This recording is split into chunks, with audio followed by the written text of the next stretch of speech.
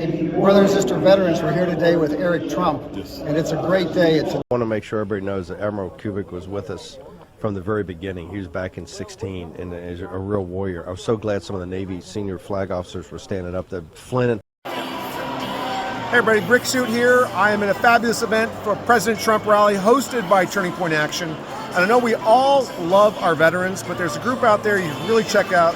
It's Veterans for America First. They support all sorts of America First candidates, and they have a veteran focus that I'm sure you're going to like because we love our veterans. President Trump loves our veterans. Give them a look-see. Hey, what's up, man? It's 4G out of Well. I want to give a shout out to Veterans of America, Veterans First. We need to put more respect on our veterans and not our illegal immigrants. Trump 2020. Hey folks, it's John Rich here, Veterans for Trump, incredible organization. We love our vets. Without men and women willing to sacrifice and die if necessary for our country, we wouldn't have a country.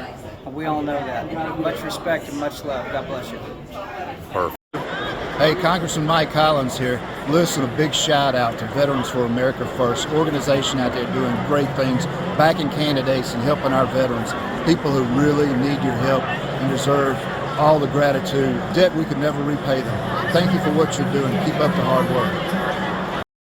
To all the veterans out there, especially Veterans for America First, we have got to deliver Trump victory. God bless, let's save this country. Hi, it's House Republican Conference Chair Elise Stefanik, representative for New York's 21st Congressional District. Thank you to Veterans for America First for all your hard work. We know that President Trump strongly supports our veterans, and our veterans must turn out to vote for him. Thank you very much. Let's save America. Hey, Georgia and Veterans for Donald J. Trump. You are the reason President Trump prioritizes the national security because we do not want to send our sons and daughters to fight another man's war anymore. You guys are the reason we are safe and secure in this country, and it's about time we put a commander-in-chief back in office to prioritize our veterans and our armed forces. Vote DJT. Hey everybody, it's former Congressman DeKalb, also Colonel, United States Air Force Reserve. For our America First veterans out there, thank you for the service, thank you for the work. We got a lot of work ahead. You keep doing what you're doing, we always got your back. Hey, Congressman Jim Jordan here. Just want to say thank you for helping Veterans for America First and all the great work they're doing. And thank you for helping me in my campaign. You were my first endorsement, so too was Chairman Jordan. Let's get out of it. Thank you. Okay. Normally I don't need a microphone, but I'll try not to speak too loudly. I want to first thank the DeKalb County GOP for inviting us and Dr. Kendra Biegalski for inviting our organization to come speak. My name is Jared Craig. I have been in politics at different levels for quite a while. I'm an advocate for veterans. I am not a veteran myself, but when I ran for office in 2022, a lot of my platform had to do with issues that supported veterans, veteran candidates, and legislation that would benefit veterans over what we're now finding to be illegal aliens. So we have been very active in the grassroots area at the national level, and we had taken our national organization and started state chapters. Now, the state chapters are more hands-on. We have state chapter activities that are different in each state. And I've taken on the role of president for the state of Georgia. And part of what we've been doing at the national level, we're transferring to the local level because all politics are local. The politics of the porch is the most powerful. And where we were at the national level promoting U.S. congressmen, U.S. senators, and statewide elected officials for national issues, national roles, we're now endorsing America First candidates at the local levels, from the commissioners, from the school board, to local mayors, to the governors, lieutenant governors, secretary of states, attorney generals, etc. And we feel as though that with our history of educating the people as to who the candidates really are by their actions, not their words, by their voting history, not their platforms that they put on the websites or whatnot, but we have become a reliable endorsement for the candidates and for the voters, because the voters can rely on us to educate them as to who their candidates are, what their options are, instead of the last few days, they look into the local newspaper. They have another resource, and we hope to maintain that. In the Georgia level, we've also been advocates. We've been advocates for the paper ballot initiative. We've been fighting the Dominion machines for several years. I filed amicus briefs on behalf of Voter GA. I understand Garland Feverino is speaking next week, so this is a little prelude to his presentation. And that litigation is still ongoing, and we hope to bring integrity to the voting system, and we want to get rid of all the potential for fraud. Now, we have endorsed at the state level many candidates, and we vet them. Our vetting process is to figure out who they are and see if they are truly America First candidates. And part of that has to do with their previous history, their previous activities, and if they are veterans, have they been promoting America First candidates? And when we have races, sometimes we will put the thumb on the scale for our veteran candidate or our first responders. But we want to ensure that veterans are respected. We want to ensure that our local government, our state government, and our federal government has invested citizens, concerned citizens, and who better as a concerned citizen than the veterans who have put their life at risk, that have made the ultimate sacrifice to some degree, and they deserve our respect. They deserve the resources that they've been denied. Thank you. And that's how we preserve this country. That's how we preserve this republic. Now, during the campaign, we were tasked with bringing together different portions of the Republican Party. The establishment, the MAGA, the undecided, the in-between, and the abandoned Democrat in the middle that didn't really want to go dye their hair blue and pierce their nose today. So we were tasked with bringing together as many Republican votes as we could. We want to keep that tone. We are all experiencing infighting.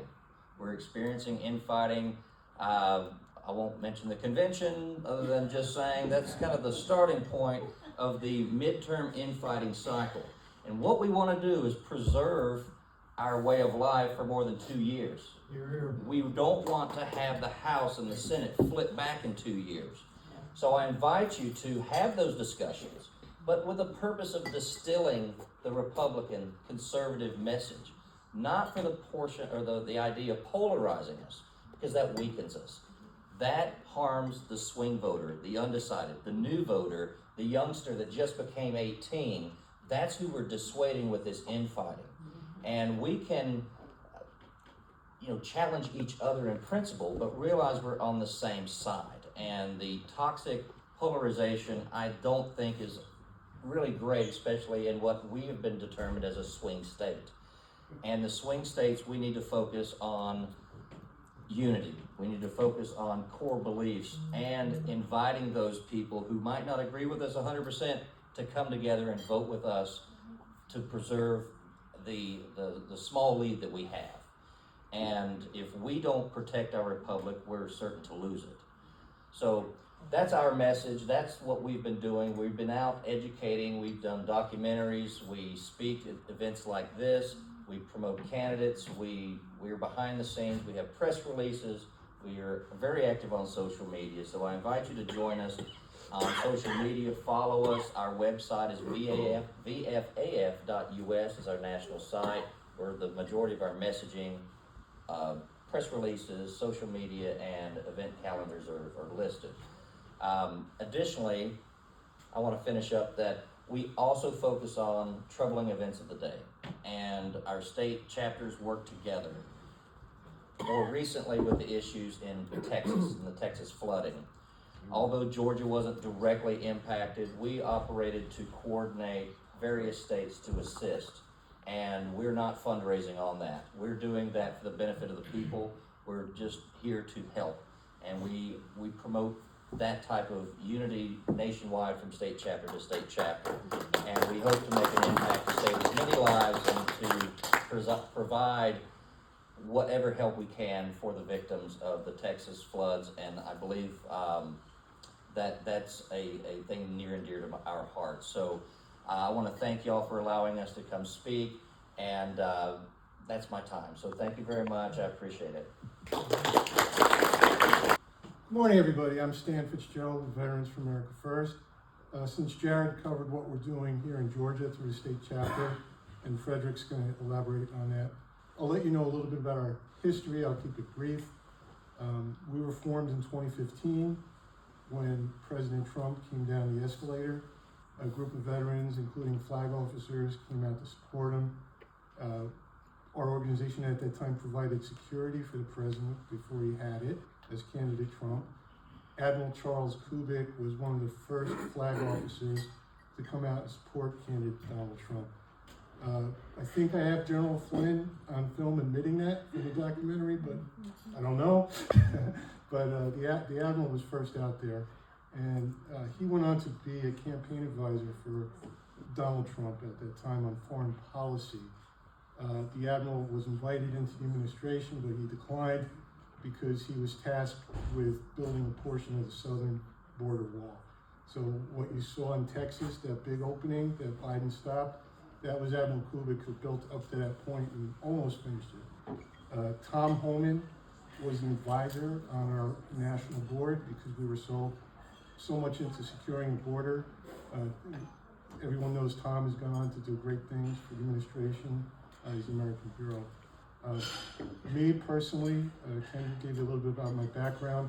Although I served on the South Carolina Trump campaign, I wasn't the director, but we did coordinate the veterans. I'm not a veteran, but my team was built with veterans, and we got the veteran vote out to help the president defeat Nikki Haley in that primary. We did make 3 documentary films that all were picked up by a major studio, which amplified the messaging for the president. There's a couple copies on the table. Feel free to take them, they're free. And a little bit about what we do on the national level. We make endorsements. Lauren Bobart uses our endorsement in her commercials. President Trump shared our endorsement on Truth Social. We were one of the first national groups to endorse him. We also get involved at the state level. In Georgia this cycle, we have, I think it was an 85% win ratio. We've been involved in Georgia for years. We did a Team Trump bus tour. We endorsed Noelle, and I can tell you she's MAGA. She's doing great work for the state. She's with the Freedom Caucus. You'll hear from her. And Kendra asked me to elaborate a little bit about what we've been doing on election integrity. So we've been in the election integrity fight since 2020. Our organization was invited out to the Arizona audit results. From there, we were taught what to do across the country. I worked with Mark Fitcham, and I don't know if you all remember, but there was a lot of reports that a tractor trailer left from Maricopa County and showed up in Fulton. And the media tried to say, oh, that was, conspiracy theory. Well, we had an eyewitness who was a retired North Police detective come forward to us because he knew me. And he said that the media and the police and the elected officials in Arizona, and that represented him anyway, were ignoring him. So we got some messaging through to Arizona to Mark Fitcham, who connected us with the Arizona Attorney General. And those ballots did move from Arizona to where they were being brought into a hotel room rented out by the company that ran it out there. I don't want to get sued, so I'm not going to go into too much detail. But the ballots were being processed in a hotel room. And then they got on trucks and were shipped to Atlanta, where they were photographed by Jovan Pulitzer and some other people involved with the operations at that time as arriving into Atlanta, and they were allegedly mixed into our system. So there is big problems nationwide still with election integrity. And Jared's working on it. We're all working on it. Noelle, I think, won her first election, by the way. So you'll hear from her about that. But anyway, like as Jared pointed out, I want to keep this short. Please go on our website, vfaf.us. Feel free to sign up for our newsletter. And all of you are in this fight with us, and we appreciate everybody that's working hard to secure our country's elections. So thank you very much. Kendra, thank you. Let's thank also the DeKalb Republican Party. I, Frederick Mulika, on behalf of Veterans for America First, I will not say so much because my president and Stan mentioned most of what we do. First of all, I'll just say something about myself that will be known by many of you.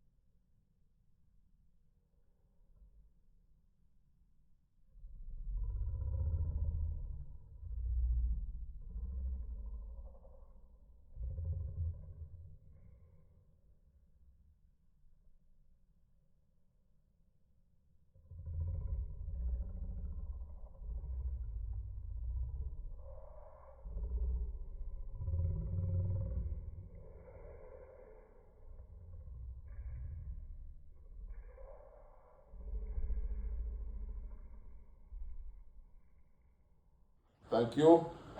And I will tell all Republicans to unite, whereby next year's congressional elections, we support all candidates who support the America First agenda to push this country forward. And I know by doing that, this country will do well. Thank you very much.